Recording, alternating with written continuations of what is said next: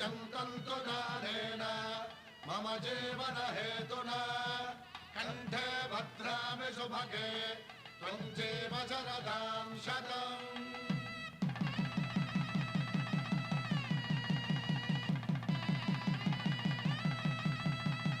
నా జీవితానికే ఆధారము అయి నిన్ను అల్లింది దారము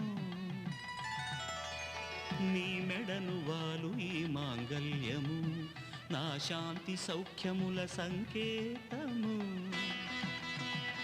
ఈ సూత్రముతో నీవు చిరకాలము వర్ధిల్లితే నాకు అది క్షేమము।